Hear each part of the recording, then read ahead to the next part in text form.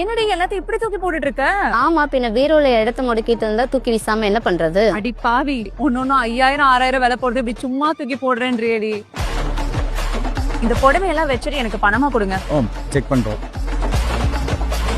இந்த ஒரு saree மட்டும் போகாது, இதெல்லாம் மொத்தமா சேர்த்தா உங்களுக்கு ஒரு 30,000 வரும். இதே மாதிரி உங்களோட பழைய பட்டு புடவை வேஷ்டி பணமா கொடுப்பாங்க. நீங்க எடுத்துட்டு வர உங்களோட புடவை வேஷ்டி இது எல்லாத்தையுமே இவங்களே ஒரு ஆசிட் டெஸ்ட் பண்ணிட்டு காப்பரா இருந்துச்சுன்னா கிலோ ரேட்டுக்கும், சில்வர் ஜரிகையா இருந்துச்சுன்னா காஞ்சிபுரம் மில் ரேட்டுக்கும் எடுத்துக்குவாங்க. நம்ம கோயம்புத்தூர் காந்திபுரம்ல 100 feet ரோட்ல மலபார் ஜுவல்லரிக்கு ஆப்போசிட்ல பூர்விகாக்கு பக்கத்துலயே லொகேட் ஆயிருக்காங்க கர்ணன் பட்டு சென்டர்.